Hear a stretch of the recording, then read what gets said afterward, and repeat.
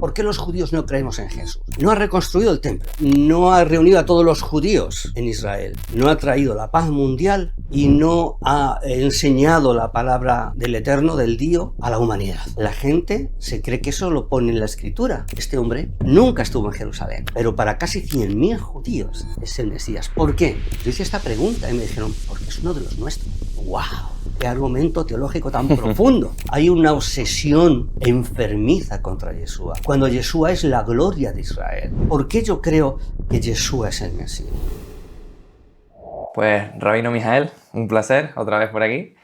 Igualmente. Después del éxito que tuvo la primera entrevista, he querido hacer una segunda parte y centralizada sobre todo en el papel del Mesías, porque es algo que a mí me llama la atención. O sea, yo no soy religioso, pero ese papel del Mesías, Jesús, Yeshua, como quieran llamarlo, si existió de verdad esa figura histórica, y yo creo que sí, me parece fascinante. Y creas o no creas que 2000 y pico años después se sigue hablando de esa persona, pues algo hizo, ¿no? Algo hizo, y algo bien o mal. Yo creo que si se sigue hablando, si se sigue predicando o enseñando su vida, sus enseñanzas y demás, 2000 y pico años después, pues creo que es importante esa figura, independientemente de que seas religioso o no. Entonces, vamos a centrar la entrevista en este caso en el Mesías. En tu caso me dijiste que eras un rabino que creía en el Mesías, que creías que el Mesías ya había venido y que ese Mesías concretamente era Jesús, ¿no? Si quieres, vamos a contextualizar un poco y vamos a explicar por qué tú como rabino crees que el Mesías ya vino y especialmente que es Jesús o Jesús. Bien. Bueno, primero decir que la figura del Mesías, o como el cristianismo diría, el Cristo, ¿no?, que es la traducción griega de Masías, que es la palabra en hebreo, no es una doctrina cristiana, ¿de acuerdo? El judaísmo lleva esperando al Masías, entendiendo judaísmo. Después vamos a contextualizar lo que es el judaísmo, ¿vale? Pero como parte central. O sea, la figura del Mesías es parte central. Sin la figura del Mesías, sin el Mesías, lo que hoy denominamos judaísmo no tendría ningún sentido. Fíjate, eso es importante, ¿de acuerdo? Tan importante que grandes rabinos a través de la historia han hablado del Mesías. Las comunidades judías tienen una serie de principios de fe, ¿no? Esos principios de fe los escribió Maimónides en el siglo XII, un rabino cordobés. El Rambán se le conoce, no es un acróstico o acrónimo de Rabí Moshe ben Maimón, ¿no? Y en el último punto de esos principios de fe dice: yo creo con perfecta fe, o con una fe perfecta, en la venida del Mesías, y por mucho que tarde, yo le espero, o yo le esperaré, ¿no? Él murió, ¿no? Digo Maimónides, y se quedó esperando, aunque él dio fecha de la venida del Mesías. Eso es algo que la gente en el contexto judío ortodoxo no sabe, que Maimónides dio una fecha de la venida del Mesías. Bien, por tanto, la figura del Mesías es fundamental. El judaísmo, si le quitamos esa doctrina, es como un cuento inconcluso, es como una película que no tiene final, ¿no? ¿Por qué? Pues porque el judío lleva sufriendo tanto tiempo que su única esperanza es que venga el Mesías. O sea, no hay un judaísmo que no sea mesiánico. El judío ortodoxo, el judío reformado, todos creen, bueno, con algún matiz, alguna corriente, más que en un Mesías, en una era mesiánica, una era idílica donde todos seamos amorosos y vivamos en un mundo mejor y tal, ¿no? Pero la inmensa mayoría de las corrientes judías creen en la figura del Mesías. El gran problema, o la gran diferencia, es que unos creen, en mi caso, que ha venido por una serie de pruebas, y otros que no ha venido por una serie de prejuicios. Esa es la cuestión, ¿no? Pero indudablemente la figura del Mesías es fundamental dentro de cualquier corriente judía. ¿vale? Por eso hay muchos rabinos de cualquier corriente que dicen todos los judíos somos mesiánicos porque todos esperamos al Mesías. Pues se toma como referencia esos puntos de fe de Maimónides, ¿no? Y en tu caso, ¿por qué crees que el Mesías es Yeshua? Bien. Bueno, ya dije en la entrevista Sí, anterior pero- que había escrito un libro. Me falta la última corrección y llamar a la editora y decir, mira, tengo esto, edítamelo. A mí nadie me edita libros, me los edito yo solo, ¿no? O sea, yo los pago, ¿no? Bien. Son tantas las pruebas, los documentos, que cuando los analizas sin prejuicio, no te queda más remedio, ¿vale? Me voy a adelantar, ¿no? O sea, un poco me voy a adelantar, pero quiero decir esto para que no se me olvide porque me parece que es importante. A mí en una ocasión, alguien muy importante de la comunidad judía de Madrid, está hablando de judaísmo ortodoxo, me dijo, quiero conocerte, quiero que me cuentes quién eres, quién es la comunidad que tú diriges, qué hacéis. Entonces yo quedé con esta persona. Esto es real, ¿eh? O sea, yo lo que digo es real, ¿no? Y entonces quedé con esa persona, le expliqué quiénes éramos, quién era yo, tal. Y después de estar hablando como una hora, me dijo, yo no tendría ningún problema en reconocer que Jesús es el Mesías de Israel. Dice, pero no es una cuestión que me competa a mí. Yo no soy quien para decir públicamente que Jesús es el Mesías, que Yeshua es el Mesías, ¿no? ¿Por qué digo esto? Pues porque hay muchos que creen en esto, pero no se atreven por miedo a todo el gran mundo religioso que hay dentro del judaísmo ortodoxo. Bien, ¿por qué yo creo que Yeshua es el Mesías? Bueno, mejor tendríamos que quizás enfocarlo al revés. ¿Por qué el mundo judío actual, el oficial, el tradicional, no cree que Yeshua o que Jesús sea el Mesías? No. Bien, primero tendríamos que definir qué es judaísmo para entender un poco, ponernos en contexto. Lo que nosotros llamamos judaísmo no existe. ¿Vale? Es como si yo hablo de madridismo. Madrid, madridismo. Judá, judaísmo. Asturianismo. Galleguismo. Nosotros no encontramos en la Biblia hebrea, ni siquiera en la Biblia cristiana, con los añadidos de la Iglesia Católica del Tercer Concilio de Cartago, no encontramos judaísmo como una religión, sino como la pertenencia a una provincia romana, la provincia romana de Judea, o Judá, ¿no? Bien, lo que hoy se denomina judaísmo es fariseísmo. Es fariseísmo que ha ido evolucionando con el paso de los siglos y las aportaciones de los determinados contextos históricos, sociológicos, bueno, sobre todo en la Edad Media, ¿vale? Porque el gran problema del judaísmo también es la Edad Media, ¿no? Como para muchos, ¿no? ¿Vale? Entonces, lo que nosotros nos encontramos hoy en día y que denominamos judaísmo es fariseísmo. Hace 2000 años el judaísmo no era monocolor, como ahora se pretende, ¿no? Sino que había diferentes corrientes teológicas. Tenemos los saduceos, vetusianos, esenios, fariseos. Dentro del fariseísmo había dos corrientes, la escuela de Gilel y la escuela de Samai. Lo que nos ha llegado ahora mismo, a día de hoy, es fariseísmo de la escuela de Gilel. Pero nos transmiten eso como que esto es judaísmo. Y si no crees esto, tú ya no eres judío. Eres un hereje. ¿Vale? Es un poco como la Iglesia Católica en los años 50. El catolicismo español o el nacionalcatolicismo, ¿no? Que Franco decía, por ejemplo, ¿no? O sea, el español es católico, el que no es católico no es español. Pues lo encontramos igual, ¿no? O sea, el judío es talmudista, es fariseo, porque el Talmud es la recopilación de las doctrinas del fariseísmo. Si no crees en el Talmud, si no crees lo que yo enseño, tú no eres judío. También lo tenemos en España. El catalán es el que habla en catalán. Si no hablas en catalán, ya no eres catalán. O sea, Intentamos o intentan siempre encasillarnos, ¿de acuerdo? Para que si no crees lo mismo que yo, si no hablas como yo, si no practicas como yo, tú ya no eres. No, perdona. Yo me he convertido al eterno. No me he convertido a una corriente inventada por hombres hace 2300 años.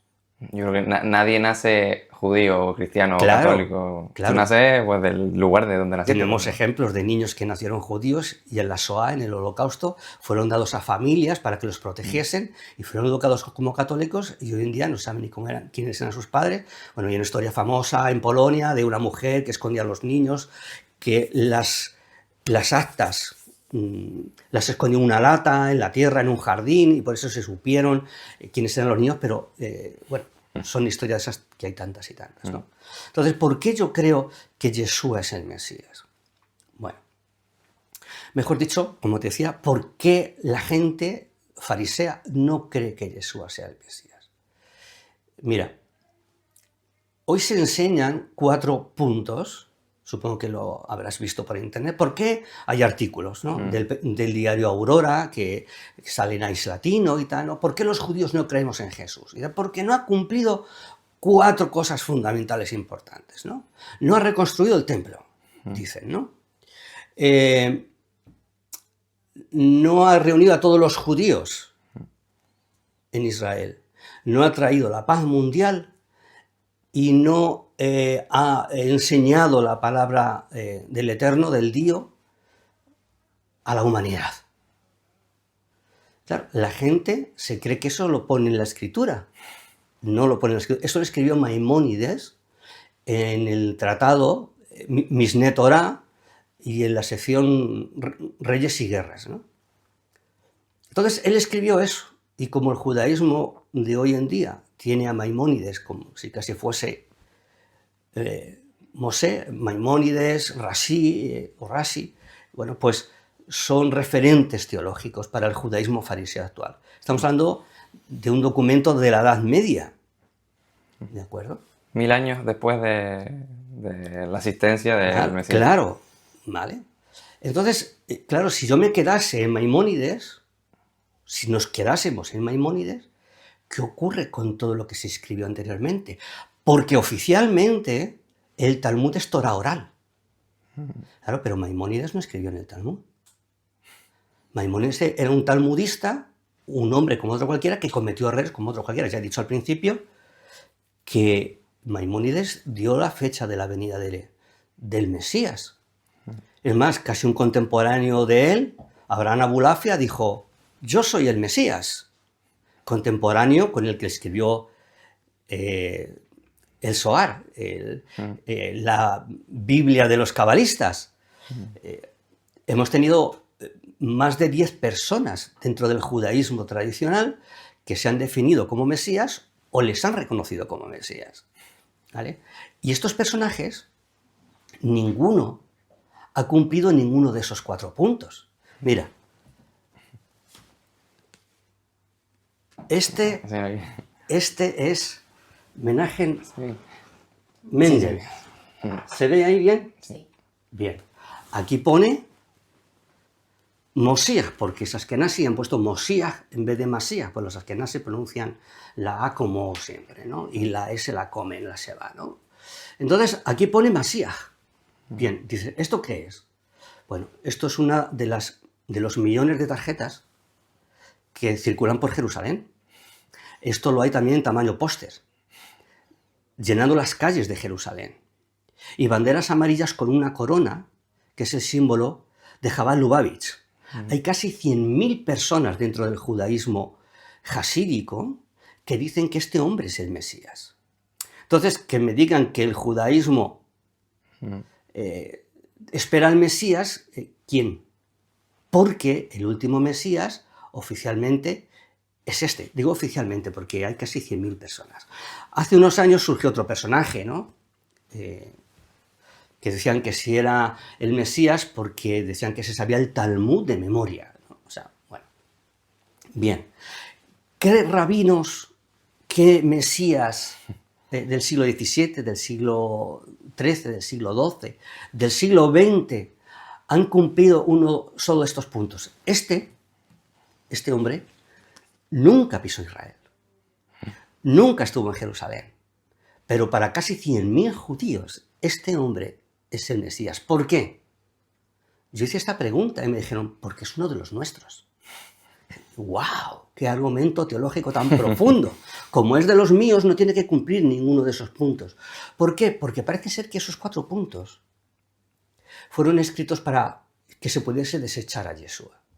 Y esos puntos, con la escritura en la mano, caen por su propio peso. ¿Por qué? Pues mira, el primer punto, reconstruir el templo, ¿no? El Mesías tiene que reconstruir el templo. Lo que no dicen es que los rabinos de hace 2000 años esperaban que el Mesías viniese al templo. El Mesías tenía que entrar en el templo. Por eso dicen, lo tiene que reconstruir. ¿Por qué? Porque tiene que entrar. Cuando en el siglo I los rabinos vieron que el templo había sido destruido, lo que se les ocurrió decir es que el templo ha sido destruido y la profecía ha fallado. ¿Cómo va a fallar la profecía? ¿Cómo va a fallar la palabra del Eterno? En todo caso, vosotros no aceptasteis al Mesías, que es diferente. ¿Vale? Entonces, bueno, tiene que reconstruir el templo. Claro, para nosotros enfocarnos en este primer punto, tendríamos que ver por qué está el templo destruido. ¿De acuerdo? Porque el templo no está destruido porque el Mesías no haya venido. Si nosotros analizamos con una Torá, con un Tanaj en la mano, vemos que quien tiene la autoridad exclusiva sobre el tabernáculo, aquella tienda desmontable, o el templo después que construye Salomón, no es ningún humano. El que dice cómo tienen que ser las bases,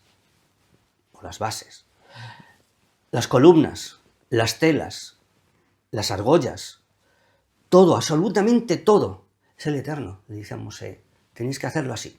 Y ellos lo hacen. ¿Quién va a transportar esta parte? ¿Quién la otra? ¿Qué tribu va a ser la que se va a encargar exclusivamente de llevar esto y no podéis cambiar los papeles? No, o sea, es imposible. O sea, si ves eso, ¿no?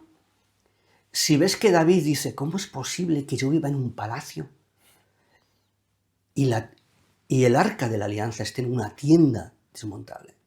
Voy a construir un templo, dice el Eterno. ¿Dónde vas? Esto no depende de ti. Tú no, porque tú eres un hombre de guerra. Tiene que ser un hijo tuyo, tiene que ser un hombre de paz. Salomón, significa hombre de paz. Entonces, él construye. Y vemos en Segunda de Crónicas cómo él hace una dedicación del templo, hace una oración. Y en el capítulo 7, el Eterno le contesta y le dice, si tú eres fiel a mi palabra, si el pueblo de Israel es fiel a mi palabra, en cualquier parte del mundo donde tú estés o alguien dirija una oración, yo la escucharé y responderé positivamente. Pero si tú o el pueblo vais detrás de dioses paganos, idolatría, yo destruiré esta casa. Mi gloria, mi kabod, se traduce como presencia, la Sejina, desaparecerá. Y el templo será destruido. Bien, llegamos a Jeremías 7. El profeta Jeremías declara, el templo va a ser destruido. ¿Por qué? Porque estáis sacrificando niños a Moloch. No solamente el 7, fíjate, cuando te estaba esperando, pues resulta que me he puesto a leer un poco y por casualidad he encontrado Jeremías 13 y dice, así me dice Adonai, ve y cómprate un cinto de lino y cíñelo a tus lomos, pero que no lo toque el agua. Compré pues el cinto conforme a la palabra de Adonai y lo ceñí a mis lomos. Y vino mi palabra de Adonai por segunda vez diciendo, toma el cinto que has comprado, que está en tus lomos, y levántate, ve al Éufrates, y escóndelo allá en una hendidura de la peña. Fui pues y lo escondí junto al Éufrates, como Adonai me había mandado, y al cabo de muchos días me dijo Adonai, levántate, ve al Éufrates y toma el cinto que te mandé esconder allí. Fui pues al río y cavé y tomé el cinturón en el lugar donde había escondido, y aquí el cinturón se había podrido y no servía para nada. Entonces tuve revelación de Adonai que decía, Así dice Adonai, así reduciré a podredumbre la soberbia de Judá y la gran soberbia de Jerusalén. Este pueblo malo que despectivamente rehúsa oír mis palabras, que anda en la dureza de su corazón, yendo tras otros dioses para servirlos y postrarse ante ellos. Vendrá a ser como este cinto que ya no sirve para nada, porque como el cinto se junta a los lomos de un hombre, así hice juntarse conmigo a toda la casa de Israel y a toda la casa de Judá, dice Adonai, para que fueran mi pueblo, mi renombre, mi alabanza y mi gloria, pero ellos no quisieron escuchar. Ese es un texto más, ¿no? O sea, hay infinidad de textos. Sacrificaban bebés vivos. Al sur de Jerusalén, lo que ahora es una zona donde hacen conciertos, con gradas y tal, es el Valle de los Hijos de Ginón, ¿no? O el Valle de la Matanza. Allí se sacrificaban bebés, los metían vivos en una escultura con forma de toro por la boca y le prendían fuego debajo, mientras tocaban tambores. Bum, bum, bum, ¿no? Eso hace que el pueblo se ha llevado a Babilonia. Ya había sido llevado antes también el reino del norte, que se había dividido, el reino de Israel estaba al norte y el reino de Judá al sur. Entonces, por eso, específicamente Judá, es llevado cautivo a Babilonia por la idolatría. Bien. Ese fue en el contexto de la deportación de Babilonia. Nos encontramos después otra deportación, en la época romana. También el templo ahí es destruido. ¿Por qué? Por lo mismo. Dicen, no, hombre, que no había idolatría. ¿Cómo que no había idolatría? A día de hoy hay idolatría en el judaísmo. Porque no se puede sacrificar un animal que el Eterno no haya mandado. Y mucho menos sacrificarlo fuera de Jerusalén y del templo. Hoy en día, todos los años se sacrifican cientos o miles de gallinas y gallos. Es notorio, son noticias que hay. El ayuntamiento de Nueva York pues tiene siempre problemas con la cantidad de miles de gallinas y gallos y la sangre derramada por las calles de Brooklyn. ¿Por qué? Porque el día antes de Yom Kippurín, de Yom Kippur, se sacrifican gallinas y gallos. Se les meten en tubos en medio de la calle, tienen unas baterías que parecen las baterías de los misiles rusos, de los Katyusha, ¿no? Y son tubos de PVC. Estos de fontanería, puestos en batería, y les cortan la cabeza y los meten para abajo para que se desangre. Todas las calles llenas de sangre. Eso es idolatría. ¿Qué tiene que ver eso con la Torá? Entonces, lo que se conoce como judaísmo hoy en día es idolátrico. Por supuesto. Por supuesto. Entonces, ¿por qué el templo está destruido? ¿Porque el Mesías no ha venido? No, porque se sigue en la idolatría del fariseísmo. Ese es el primer punto. ¿Vale? Pero si hablásemos de la paz mundial, no es el Mesías porque no hay paz mundial. Bueno, no hay paz mundial porque, bueno, uno de los propósitos de la existencia de Israel es transmitir la voluntad del Eterno. Todos hemos oído alguna vez que Israel es el pueblo elegido. ¿Vale? Yo digo, sí, es cierto. Israel es el pueblo elegido, pero esa no es la cuestión. La cuestión es para qué ha sido elegido. ¿Vale? Porque si tú me dices que nosotros somos el pueblo elegido, sí, ¿para qué? Mira, alguien no puede ser luz si lo que transmite es tinieblas. La única luz que tenemos es la Torá, que es la palabra del Eterno, que es la forma en que tenemos que vivir. Torá es enseñanza, es instrucción, no es un libro de religión, no son conceptos religiosos, sino es una forma de vida. Si tu forma de vida no está basada en la palabra del Eterno, en esa forma de vida perfecta, tú vas a vivir en un mundo caótico. Y la prueba, o sea, con meterte en noticias de Google, lo vas a ver, el mundo caótico en que vivimos. Entonces, no es porque el Mesías no haya venido. El mundo caótico en el que vivimos es porque el ser humano, sea goy o sea yehudi, o sea judío, no obedece al Eterno. Ese es el problema. ¿Vale? La paz mundial, pues depende de nosotros, ¿vale? O sea, esto es como que, bueno, pues el que se salta al stop, o sea, el stop está para respetarlo, la Torah está para respetarla. No puedes saltarte al stop y después decir que es que hay muchos accidentes. Claro, si te estás saltando la Torah, ¿no? Los otros dos puntos que nos quedan, ¿cuál es? El de transmitir a la humanidad la palabra del Eterno. Bueno, o sea, es curioso, ¿no? Todos los años y, bueno, constantemente, ¿no? Hay un artículo que circula por internet donde salen como un póster, ¿no? Una composición de los judíos más importantes de la historia de la humanidad. Baruch Spinoza, Moshe, músicos de la Edad Moderna, yo qué sé, infinidad de judíos, ¿no? Científicos, actores de cine, Einstein, no. Pero nunca sale Yeshua, ¿no? ¿Habrá algún judío en la historia de la humanidad más famoso que el cristianismo llama a Jesús y que nosotros decimos que su madre llamaba a Yeshua? No hay un judío más importante. No hay otro. Pero hay una obsesión con él, ¿no? El judaísmo fariseo tiene un problema con el Mesías, una falta de comprensión. El judaísmo tiene un problema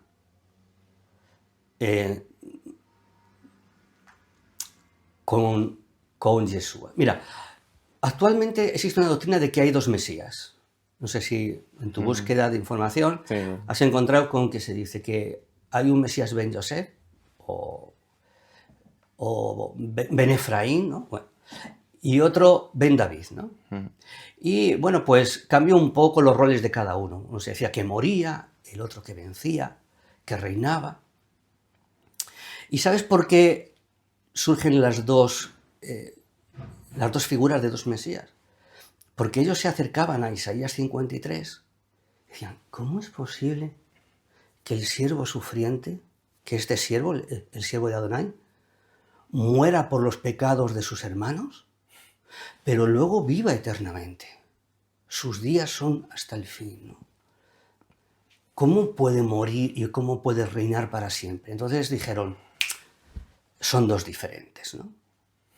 Y claro, si son dos diferentes y el Mesías tiene que reconstruir el templo, ¿cuál de los dos no es el Mesías? Porque uno tiene que morir y otro tiene que reinar. O sea que hay un problema teológico de comprensión porque la única opción que queda es que ese Mesías que muere resucite. Claro, eso es señala sospechosamente a Yeshua, que los discípulos decían, ha muerto públicamente y ha resucitado públicamente. A más de 500 personas se les apareció durante 40 días aproximadamente. 40 días más 3 y más 7. 40 días. ¿Vale? Esa es la contestación a los puntos, ¿no? Pero ¿por qué yo creo que Yeshua es el Mesías? Mira, yo no me quedo en lo que dijo Maimónides, ni me quedo en el judaísmo teológico de Internet, donde escribe cualquiera y parece un erudito, ¿no? Si nosotros nos fuésemos Talmud, Torá oral, que es tradición farisea, pero es lo que creían los rabinos hace 2000 años. Si nos vamos al Tratado Sanedrín, 98a, dice, si cuando venga el Mesías somos dignos, vendrá en las nubes. Y si somos indignos, vendrá montado en un burro, en un asno. Wow. Eso es también una doctrina del cristianismo. Bueno, no, es una doctrina del judaísmo de hace 2000 años. Tan importante es que Sabtai Sevi, uno que dijo que era el Mesías, en el siglo XVII, cuando llegó a Jerusalén, buscó un burro y entró en Jerusalén montando un burro. O sea, que no es una doctrina cristiana, ¿vale? ¿Lo hizo Yeshua? Sí. ¿Por qué? Porque era algo profético. ¿Vale? Hoy en día hay un problema con Isaías 53. O sea, Isaías 53 es un texto contundente sobre el Mesías. Hoy en día se dice que Isaías 53 habla de Israel como nación. Eso es mentira. O sea, no es que sea un error, es mentira. ¿Vale? Porque en el Tratado Sanedrín 98b, haciendo un comentario de Isaías 53, dice que el Mesías tendrá como sobrenombre el leproso. ¿Por qué? Porque en Isaías 53 dice, Él llevará nuestras llagas sobre su cuerpo, ¿no? Por sus llagas seremos sanados. Entonces, todos los rabinos sabían que ese texto, junto con otros 450 y tantos, aproximadamente, hablaban proféticamente del Mesías. Y el Mesías tiene que cumplir todos esos pasajes, ¿vale? Hoy en día se pervierte el mensaje. O sea que el judaísmo actual ni siquiera es talmudista. Lo que se enseña es otra cosa, ¿vale? Hay otro dato súper importante. Bueno, hay un tratado, bueno, son los midrashim. Los midrashim son estudios que los rabinos, o sea, no son parte del Talmud, sino son estudios profundos, ¿no?, que los rabinos pues hicieron en su día. Hay un estudio, un midrash sobre el libro de Ruth, que se concluyó de escribir las aportaciones que los rabinos introducían sobre el siglo VI. O sea, estamos hablando, fíjate, de 1400 años aproximadamente, ¿no? Bien, pues en ese midrash sobre Ruth se dice: de la misma manera que el primer redentor, está hablando de Moisés, de Mosé, apareció, o sea, se mostró a sus hermanos, desapareció y luego volvió a aparecer, el segundo redentor, el Masías, tiene que aparecer, desaparecer y luego volver a aparecer. Nosotros decimos, apareció públicamente durante 3 años y medio, enseñó Torá. El Mesías enseñó Torá, solo enseñó Torá. El problema era que iba en contra de las doctrinas de los fariseos, las tradiciones de los padres, ¿no? Hoy se dice de los sabios, ¿no? Entonces, el Mesías apareció durante 3 años y medio, enseñó la voluntad del Eterno, Torá pura, muere, como dice Isaías 53, y desaparece. ¿Cuándo aparecerá? Bueno, pues al final de ese tiempo de los goim, de ese tiempo de los gentiles. Y cuando vuelva a aparecer, aparecerá en las nubes, como se recoge en el Tratado Sanedrín 98a. Y entonces volverá a aparecer de una manera análoga a Moisés. Estos solamente son unos datos, o sea, en el libro que editaré con el favor del Eterno hay muchísimos más datos, muchísimos más, ¿no? O sea, la evidencia es abrumadora. Entonces, lo que no sería lógico es, con todos estos datos del judaísmo de hace 2000 años, o del fariseísmo de hace 2000 años, que no es igual que el fariseísmo de ahora, porque en aquel momento estaban más obsesionados con descubrir al Mesías, que ahora que el énfasis es ¿quién no puede ser el Mesías? Puede serlo cualquiera. El Rebbe de Lubavitch, Sabtai Sevi, que durante 200 años hubo seguidores de él, ¿no?, y de su hija, ¿vale? Pero cualquiera puede ser el Mesías menos Yeshua. Entonces, ahora mismo hay corrientes donde están esperando, claro, y tienen un serio problema, porque si el que lo espera es sefardí, el Mesías tiene que ser sefardí.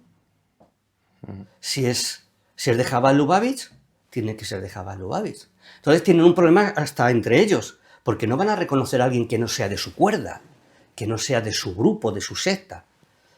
Ese es el problema. Entonces ellos tienen un problema de integridad, de sometimiento. Bueno, hemos leído lo que dice Jeremías 13, ¿no? 12 también. El 12 también es demoledor. Ese mismo espíritu que había de no obedecer al Eterno, lo tenemos hoy en día. Claro, a mí eso no me vale. Porque yo soy temeroso del Eterno. ¿Recuerda la expresión que te dije en la entrevista anterior? Yo soy un temeroso del Eterno. Entonces, a mí lo que digan los hombres me da igual. Hombre, si concuerda con lo que dijo el Eterno, me parece genial. Y ahí me tendrá a su lado esa persona o ese maestro. Pero si va en contra de la Torá, si es una tradición farisea que ha ido evolucionando, ahí no me vas a encontrar. No me vas a encontrar enseñando Talmud como palabra del Eterno. Porque entonces estaría cayendo en sus mismos errores y al final acabaría diciendo que Yeshua no es el Mesías, porque puede serlo cualquiera menos él.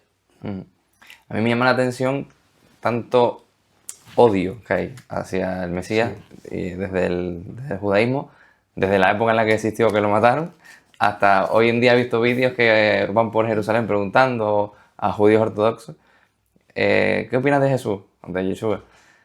Y muchos ni responden, se van cuando escuchan esa pregunta, ¿sabes? Claro. Pudiendo responder simplemente, mira, pues no creo por esto, por lo otro, sino se van. El judaísmo de origen fariseo, lo que conocemos como judaísmo ortodoxo y todos los que han ido evolucionando a raíz del siglo XIX. O sea, en el siglo XIX el judaísmo fariseo sufre escisiones, ¿vale? Como influencia del mundo protestante, en el contexto de Alemania, de Polonia, surgen corrientes reformadas, conservadoras, lo que hoy se conoce como judaísmo masortí y tal. Y nos encontramos con que el judaísmo tradicional, yo a veces lo defino así, ¿no? Tienen un trastorno obsesivo-compulsivo, ¿vale? Porque si tú coges la Torá, con la Torá en la mano, tú no puedes aceptar acusación contra otro judío si no tienes testigos. ¿Qué testigos hay contra Jesús si estamos en el 2025?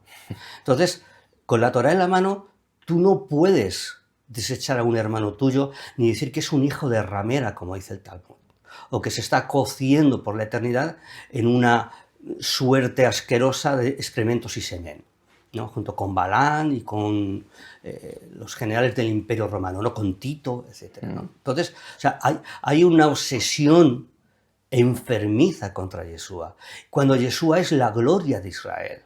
Claro, ¿cómo le dices eso a una persona que ha sido educada desde pequeñito a odiar a Yeshua? Y a decir que la raíz de todos los males del pueblo judío es Yeshua. Claro, a los rabinos les viene bien una mentira. ¿Cuál es esa mentira? Que el cristianismo es lo que Yeshua enseñó. No, eso no es verdad. El cristianismo es una amalgama de paganismo grecorromano. Bueno, tenemos la Trinidad, las tríadas etruscas, o sea, también del periodo etrusco, ¿no? La tríada capitolina, Júpiter, Minerva, Juno, es el origen de la Trinidad. Entonces, claro, al judío ortodoxo, al judío talmúdico, le viene bien coger el relato de que el cristianismo, que la enseñanza de Yeshua es eso, y así es fácil desecharlo. ¿Vale? Pero eso no es verdad. Cuando un judío equilibrado, sensato, sin prejuicios, se pone a leer lo que nos ha dejado la Iglesia Católica, desgraciadamente, ¿no? Por ejemplo, Mateo descubre que su mensaje es Torá. No penséis que he venido a derogar la ley, la Torá, o los profetas, los neviín. No he venido a derogarlo, sino a que lo cumpláis.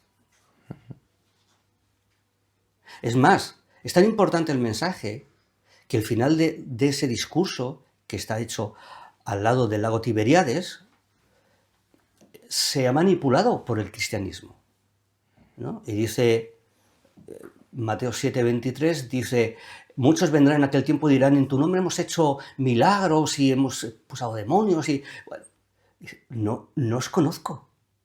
Dice, y yo les diré, no os conozco. Y han puesto, hacedores de maldad, o lo habéis hecho mal. No, la palabra que pone es, habéis quebrantado la Torá. Es decir, no puede decirme, claro, no puede decirme el cristianismo, mejor dicho, el judaísmo, perdón, que el Mesías viene a crear una religión nueva, porque es mentira. Quien la crea es Roma, es el Imperio Romano, no es Yeshua ni Saulo de Tarso. No es que Saulo de Tarso, no, o sea, tú, efectivamente, tú crees en base a lo que lees, pero lo que tienes que hacer es ir a lo que lees a ver si es lo que está puesto en los documentos de hace 1800 años, 1700 años, porque desgraciadamente no tenemos los documentos originales. Pero ni siquiera los textos griegos, que no son originales, aunque hay una corriente dentro del mundo cristiano que dice, sí, el Nuevo Testamento fue escrito en griego. No, o sea, los documentos originales no están escritos en griego. El Nuevo Testamento, sí, porque es un trabajo encargado por Constantino, las 50 copias de Constantino en griego koine. ¿Vale? Entonces, te das cuenta que el mensaje de Yeshua ha sido adulterado por el cristianismo, y al judaísmo fariseo le viene bien porque así tiene la coartada teológica perfecta para decir que Yeshua es un hijo de ramera, que ha pervertido la Torá y que es el gran corruptor del mensaje y que su enseñanza iba en contra de la Torá. No, en contra de la Torá va el cristianismo y en contra de la Torá va el fariseísmo, o llamado judaísmo ortodoxo. Cada vez que se defiende esa postura de Jesús fundó esta nueva religión, ¿no? El cristianismo, siempre la defiende con la típica frase esta de sobre esta piedra, ¿no? Fundaré. Esa frase, ¿qué significa? Bueno, a ver, estamos hablando de un periodo de hace 2000 años muy diferente del actual, ¿no? Ya existía la retórica, y la retórica griega. La retórica griega, las formas de hablar, todos los tropos, son una aportación de la cultura helénica. O sea, Alejandro Magno, Alejandro el Grande, el macedonio, no solamente conquista militarmente, sino que conquista culturalmente, igual que Roma. El corte de pelo tuyo es romano, el mío no, porque no tengo pelo, ¿vale? Pero el corte tuyo es un corte de pelo romano. Julio César estaría orgulloso. Efectivamente, ¿no? Bueno, y Nerón, pero bueno, vamos a dejarlo así, ¿vale? Entonces, bueno, pues hay una forma de hablar, o sea, yo tengo una forma de hablar, todos tenemos hoy en día retórica, ¿no? La forma de transmitir, la forma de comunicarnos, ¿no? Entonces, si nosotros vemos el contexto es, salen de Cesarea, de Filipo, una ciudad gentil, ¿vale? Cesarea o Cesarea, no está hablando de César, ¿no? Entonces dice, ¿quién dicen los hombres que soy yo? Entonces, unos que Jeremías, otros que Isaías, otros que algunos de los profetas y tal, ¿no? A ver, pues la gente dice, wow, ¿qué es esta nueva doctrina? Ya habían surgido varios personajes que decían que era el Mesías, violentos, que asaltaban fortalezas romanas, bueno, no había soldados romanos. Un gran error es pensar que Roma tenía soldados en aquel momento en Judea. No, eran fuerzas auxiliares samaritanas que odiaban a los judíos muchísimo más que los romanos. Los romanos aparecen, o sea, las legiones romanas, la 10ª legión ferrata aparece cuando se levanta la primera revuelta contra Roma en el 64, ¿no? Entonces, ellos salen de allí, de Cesarea, y dicen, ¿quiénes son? Entonces, pues eso, la nueva noticia, ¿no? Este rabino, ¿no? Dice, o uno de los profetas, ¿y vosotros quién decís que soy yo? Dice, tú eres el Mesías, tú eres el Ben Elohim. Claro, si tú dices hijo de Dios, pues puedes caer en el error de creer que la expresión hijo de Dios es como decir el hijo del rabino, o sea, genéticamente hablando. Es un título. Hemos hablado antes del leproso, ¿de acuerdo? Pero es que el Mesías tenía muchos títulos. El leproso, el Ben Elohim, el hijo de Dios, el Ben Adán, el hijo del hombre, el iluminador, que tenía que traer la luz a las naciones. Había muchos títulos. Entonces, tú eres el hijo de Dios, es un título muy conocido y muy utilizado, ¿no? El hijo del Dios viviente. El Ben Elohim, ¿no? O sea, es parte de la retórica de aquel contexto. Y tenemos que entenderlo como ellos lo entendieron, no como nosotros lo entenderíamos cuando dicen, no, este es mi hijo. ¿Vale? Bien. Y entonces el Mesías le dice, haz rey, feliz, bienaventurado eres, porque esto no te lo ha enseñado nadie. O sea, no es el producto de una enseñanza de un rabino, sino que el Eterno te ha inspirado. Y yo te digo, es parte de la retórica, ¿no? O en verdad os digo, ¿no? También es un hebraísmo de aquella época, ¿no? Yo te digo que tú eres Kifa, roca, y sobre esta piedra yo edificaré mi Keilah, o construiré mi Keilah. ¿Qué es la piedra? La afirmación de Kifa. ¿Cuál es la afirmación? Tú eres el Mesías. Porque decir Ben Elohim es decir, eres el Mesías. Entonces dice, tú eres Kifa y sobre esta respuesta que tú me has dicho, yo voy a crear, vamos a denominarlo mi grupo, porque no es iglesia. Ellos no utilizaban griego, ellos hablaban arameo, ¿vale? Pero vamos a utilizarlo en hebreo, Keilah, su grupo.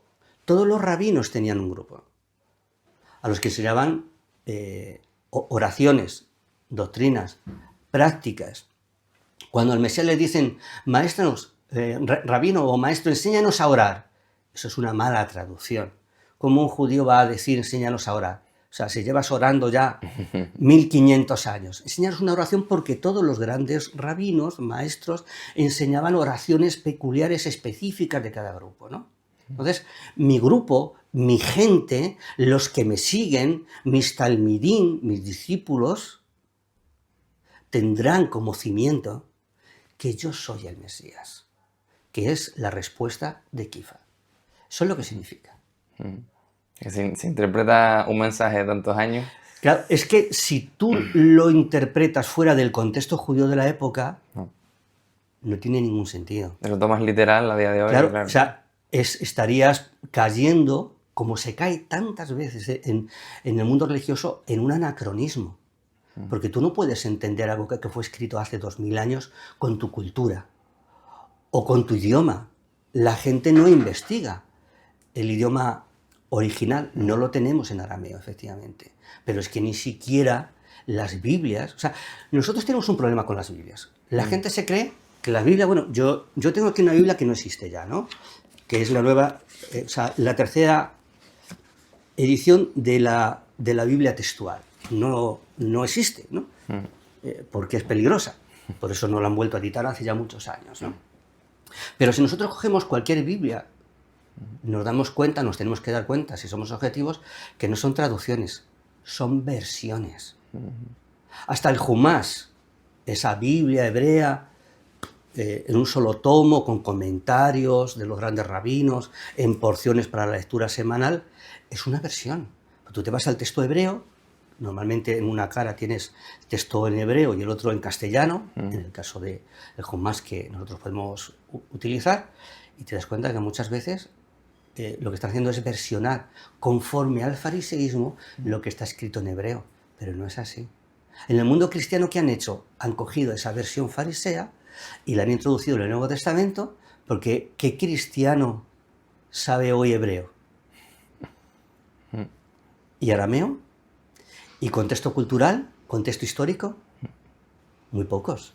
Entonces, creen en base a lo que leen, pero lo que leen muchas veces está adulterado. Un musulmán que tuve aquí me decía que eso es una de las ventajas que tienen ellos también, que el mensaje es original, en el mismo idioma en el que se escribió.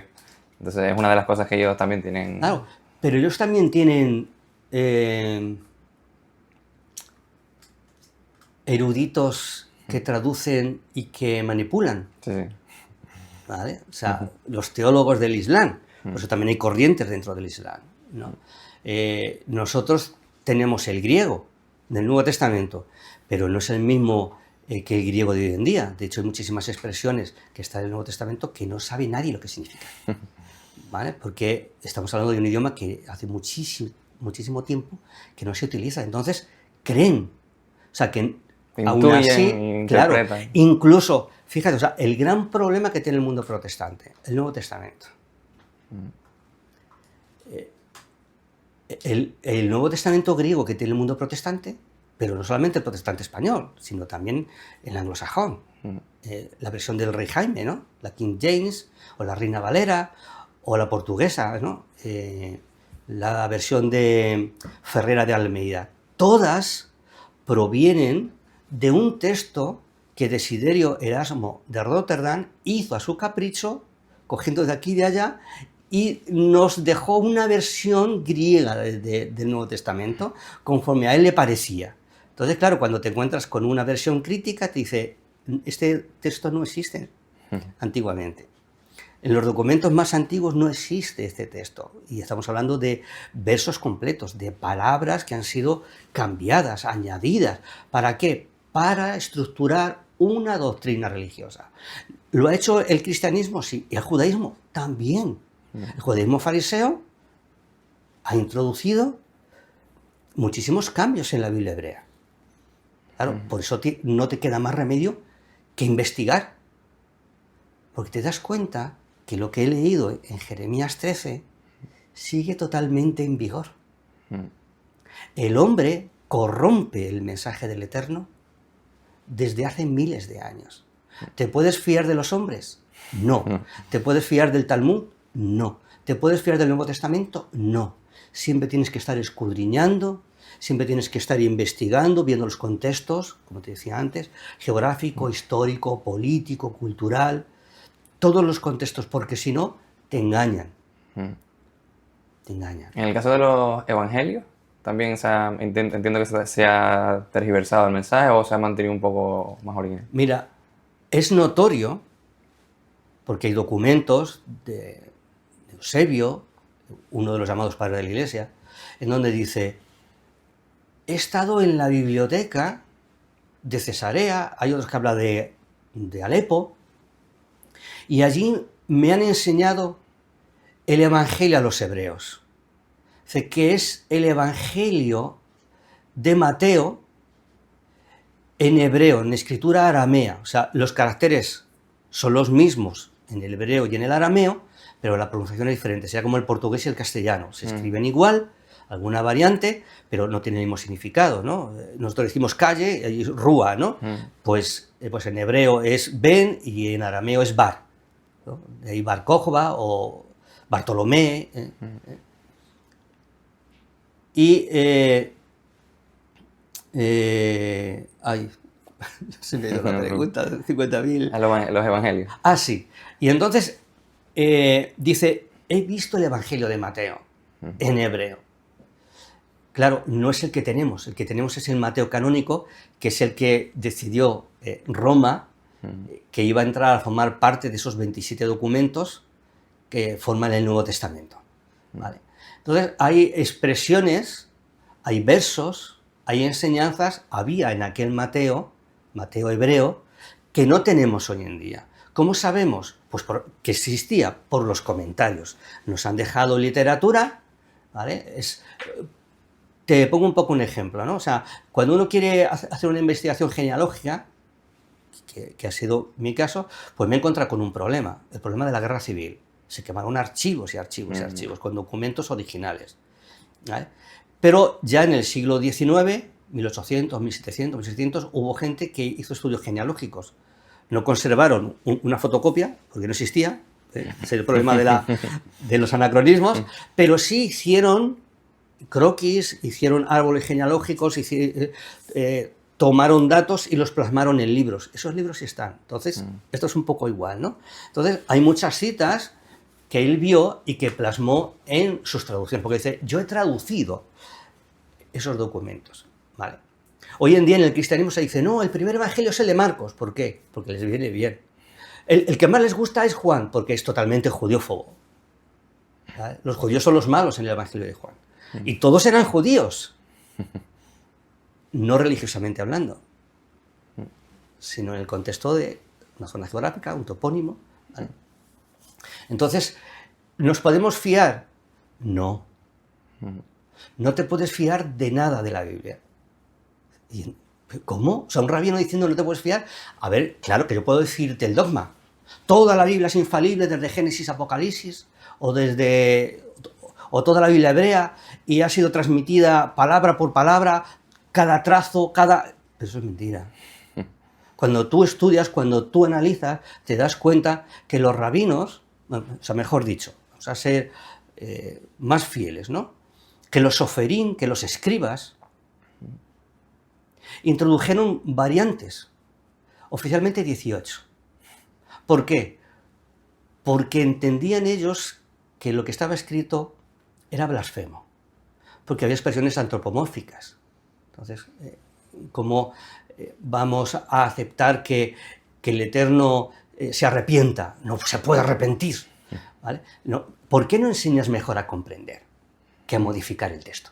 En vez de modificar, enseña a comprender. Enseña a que, haz un esfuerzo para que la gente comprenda la palabra del Eterno y no que tú se la tengas que enseñar. Claro, se la enseñas tú, lo puedes manipular. Pero si él tiene la formación apropiada, tú ya no puedes manipularle. ¿Vale? En el caso, por ejemplo, de la vida de Jesús, en este caso, supuestamente dicen, él nacerá de una virgen, ¿no? En este caso, tú coincides que es María, en este caso, era una virgen y nació Yeshua de esta virgen, ¿o no tiene que ver? Bien, ese también es uno de los argumentos hoy en día que encontramos por Internet. Fíjate lo útil que es Internet para confundir a la desinformar. gente, ¿no? Para desinformar a la gente, ¿no? Claro, mira, existe un documento que se conoce como la Septuaginta, ¿no? Es una versión que hicieron 72 eruditos judíos, versados en el hebreo indudablemente y en el griego. ¿Cómo pueden estar versados en el griego? Pues porque ya he dicho antes que Alejandro Magno hizo una invasión cultural, de tal manera que por todo Israel, en el Israel de aquella época, no el Israel de ahora, ¿vale? Pues estaba lleno de circos, de escuelas, de gimnasios, donde se adiestraban y luchaban desnudos como cualquier pagano. Había una corriente también muy importante dentro de la tribu de Leví, o sea, de la gente que estaba en el templo, que se deshacían la circuncisión, volvían a operarse para tapar el prepucio con piel, o sea, bueno, era un caos. Bien, entonces demandaron una copia de los documentos sagrados judíos para la Biblioteca de Alejandría. Claro, tenemos que entender que la Biblia no existía, ni siquiera la Biblia hebrea.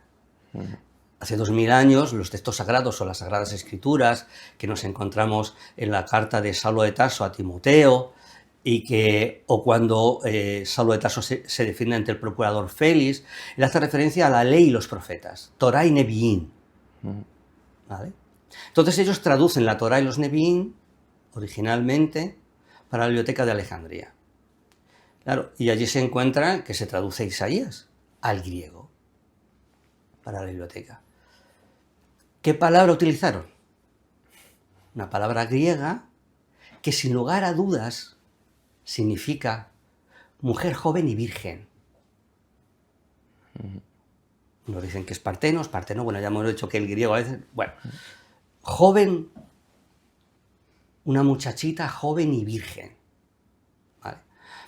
Ahora se dice, no, es simplemente una mujer joven. Claro, pero el texto dice, he aquí yo te voy a dar una señal. Hebreo es ot. Ot se utiliza también para el arco iris. Ot es una palabra que se traduce normalmente como milagro. ¿Vale? O sea, algo que hace el Eterno que es ¡wow! ¿Qué es esto? ¿No? O sea, uno dirá, pero por Dios, ¿qué es esto? ¿Qué está pasando, no? O sea, esto es algo sobrenatural. Bueno, eso es Ot. ¿Vale? Entonces dice, aquí yo os doy una señal. ¿Y la señal es que una mujer joven se quede preñada? Esta noche han sido preñadas muchas mujeres. Que hay de Ot ahí. Claro, no hay de nada, ¿vale? Realmente lo que sería Ot es que una mujer virgen se quede embarazada, ¿no? Y una jovencita, quizás una niña de 12, 13 años, ¿no? Pero eso es una burrada, Dios no hace eso. ¿Cómo? O sea, tú eres consciente de la tontería que estás diciendo. O sea, hay tonterías pequeñas, medianas y grandes, ¿no? O sea, ¿crees que 600.000 hombres de a pie cruzan el mar con pie en seco y muro de agua a un lado y a otro? ¿Lo crees? ¿Crees que se cruza el Jordán y el Jordán ahí detenido, que coges piedras del fondo del río y las colocas en el lado de Jericó? ¿Eso lo crees? ¿Crees que un ángel, un solo ángel, cuando Sennacherib quiere invadir Jerusalén, en una noche mueren 180.000 soldados de Sennacherib? ¿Lo crees? ¿Crees que el Eterno hace a Adán, al hombre, a la humanidad, de la arcilla? Todo eso lo crees. Tu Elohim es poderoso para eso y para todo lo que tú quieras, excepto para que una joven se quede embarazada, porque bajo ningún concepto vas a aceptar que todas esas profecías, que hace 2000 años todos los rabinos decían que marcaban al Mesías, tú no lo quieres aceptar, no quieres aceptar ninguna, ni Isaías 53, ni este texto de Isaías, del principio de Isaías, ni ninguno que hoy en día, digamos, que señala que Yeshua es el Mesías. Más de 450 versos. Hay estudios sobre esto. Versos que los rabinos pensaban que eran mesiánicos o hablaban acerca de la venida del Mesías. Que iban a hacer en Belén era algo notorio. Notorio. Está ahí. Es más, en el Talmud dice, tiene que nacer de la torre de Elder. Fíjate, un dato súper interesante, ¿no? Isaías 56. Isaías 56 es una loa, es una alabanza al goy, al gentil, que acepta la Torá y que guarda el Shabbat. ¿Vale? Lo puedes leer. O sea, es... ¡Wow! De eso que uno lo lee dice, ¿cómo me gustaría ser contado por esos? O sea, con esos, como uno de esos, ¿no? Y después te encuentras en el Talmud que dice, un gentil que se convierte es como la costra de la lepra. Dices, ¿a quién creo? ¿Al Eterno? ¿O te creo a ti, que tienes una mente corrupta y que dices que lo que tú te inventas de día, el Eterno tiene que estudiarlo de noche? Eso es una blasfemia. El Talmud está lleno de blasfemias y de aberraciones de todo tipo. Bueno, en el libro explico bastantes, ¿vale? Bastantes. Hay diferentes partes en la vida de Yeshua, desde el cristianismo o el catolicismo en este caso, que nació de una virgen, que hacía milagros, que murió en una cruz, que luego resucitó. Todo esto, a modo de resumen, pues es muy amplio al final.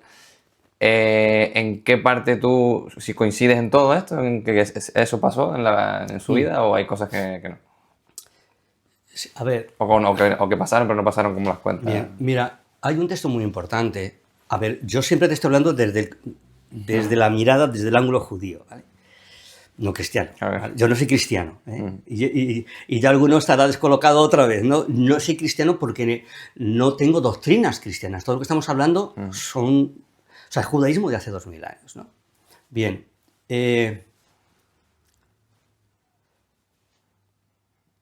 Yohanan, el que todo el mundo conoce como Juan Bautista, ¿no?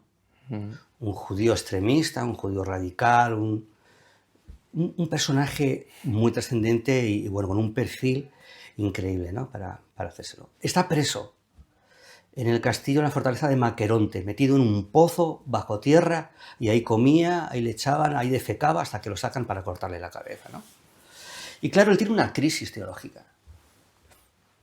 Y coge a uno de esos discípulos que él tenía, de esos talmidim, que habían quedado obnubilados con su mensaje allí, arrepentíos porque el reino de los cielos se acerca, eso significa que el Mesías viene, ¿no? Y preguntarle, ¿eres tú el que había de venir o esperamos a otro? ¿Por qué? Porque él tenía un concepto que el Mesías tenía que ser de una determinada manera. Es muy parecido al concepto que hoy en día tiene el judaísmo. El Mesías que tiene que venir es el que ellos quieren que venga. Y tiene que ser un Mesías militar, estadista, guerrero y tal, que venza a todos los enemigos. Mira, el mayor enemigo del pueblo judío es el mismo, porque se ha constituido enemigo de Adonai, de la Torá. Y no soy antisemita, si solo hay que leer Jeremías, caramba, solo hay que leer Jeremías, ¿no? O cualquiera de los profetas, ¿no? Bien, ¿eres tú el que había de venir o esperamos a otro? Porque no se ceñía lo que estaba haciendo Yeshua con lo que él esperaba. Y entonces Yeshua le contesta como un rabino judío de la época, ¿no? Y si decirle, los ciegos ven, los cojos andan, los paralíticos se levantan, y a los pobres es anunciado el mensaje del reino. ¿Por qué? Porque es lo que está en Isaías, que ocurriría cuando el reino de los cielos llegase, cuando existiese esa manifestación sobrenatural y poderosa del reino del Eterno, plasmada en la figura del Mesías.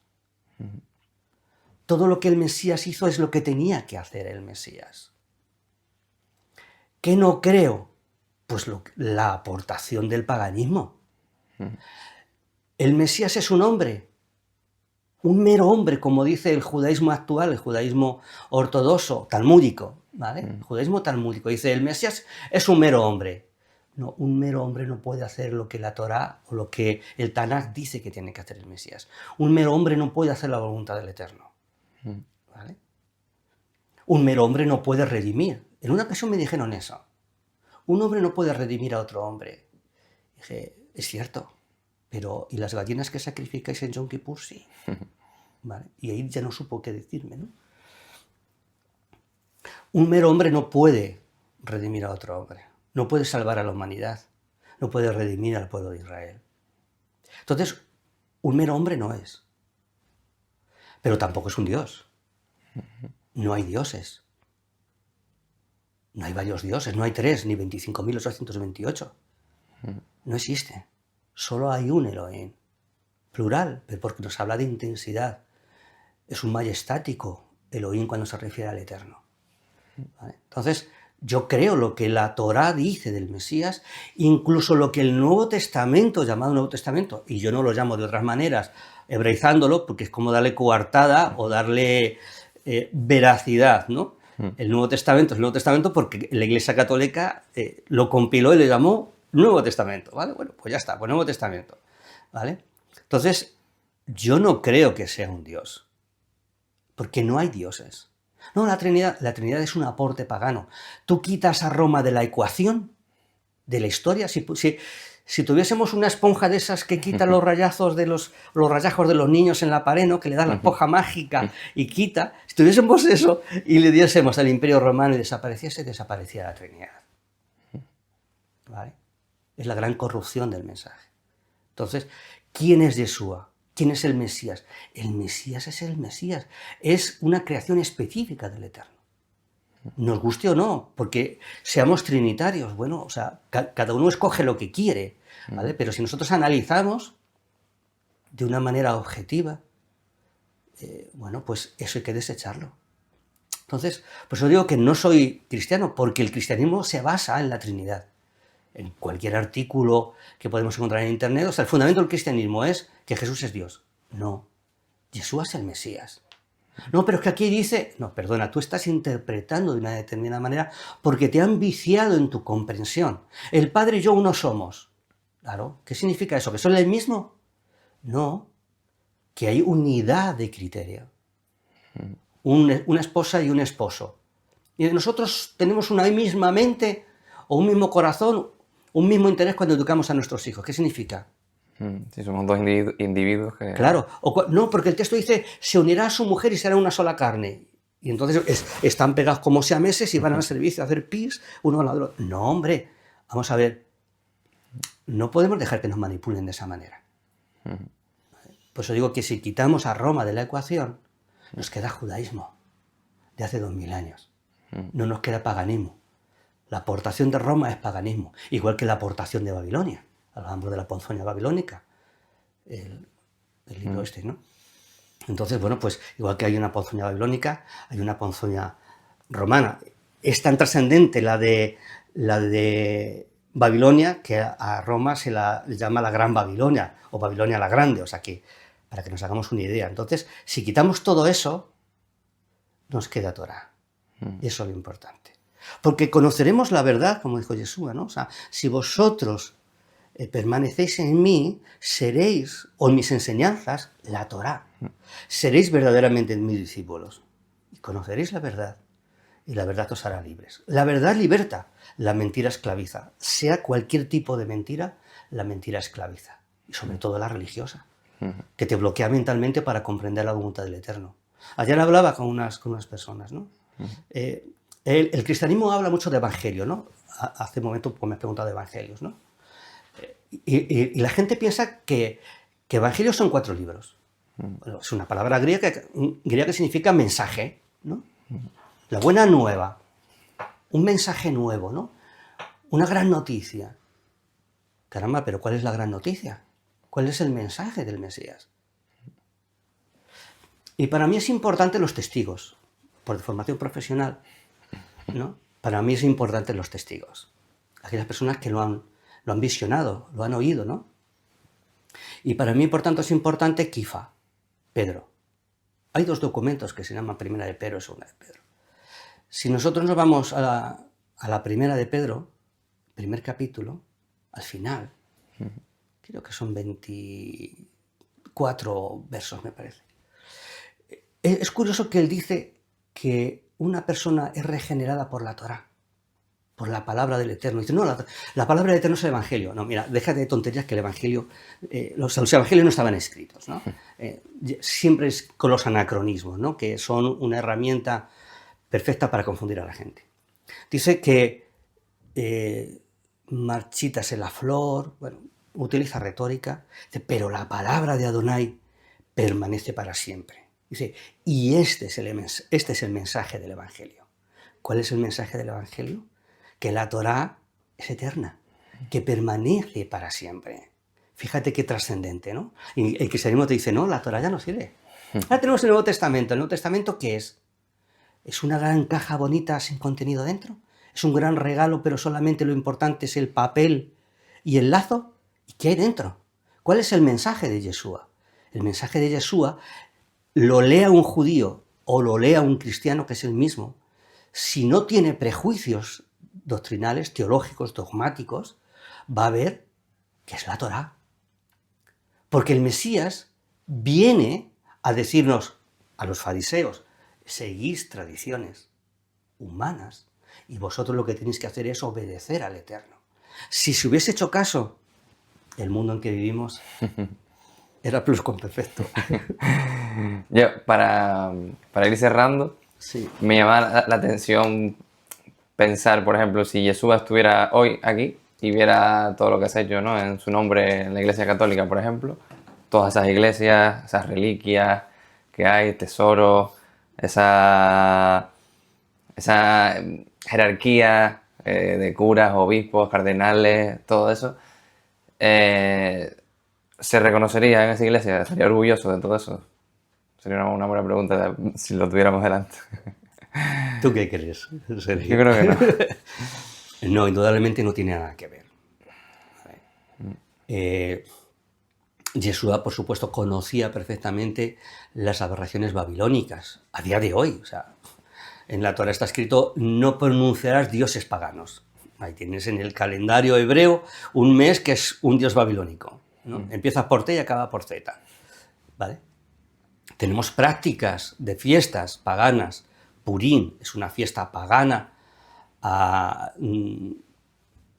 Moloch y a Astarte, o a Istar, ¿vale?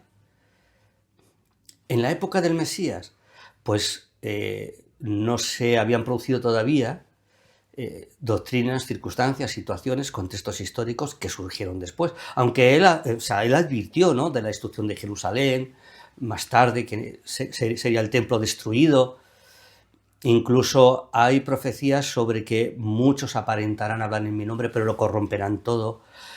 Es interesante que dice que tendrán apariencia de piedad, pero lo que les mueve es el dinero. Bueno,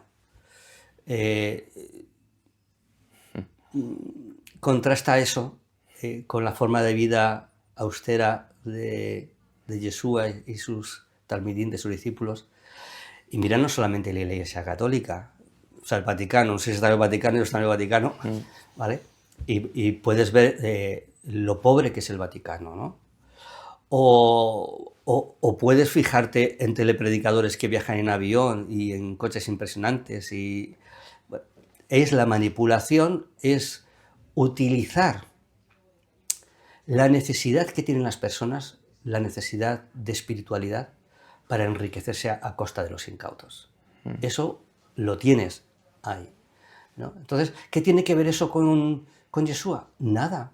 Mira, hay una afirmación que dijo Saulo de Tarso que dice, prefiero morir. Fíjate, ¿eh? Prefiero morir antes que alguien me quite, vamos a utilizar, mis méritos, ¿no? Los textos han dejado, dice, como gloria, ¿no?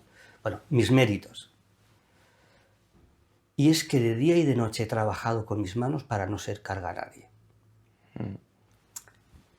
Lo contrastas con los que se enriquecen sacando diezmos, ofrendas, primicias, etcétera, etcétera, etcétera. Y te das cuenta que la enseñanza de Yeshua se ha convertido simplemente en una fuente de ganancia para gente corrupta. ¿Qué tiene que ver eso con Yeshua? Nada, absolutamente nada.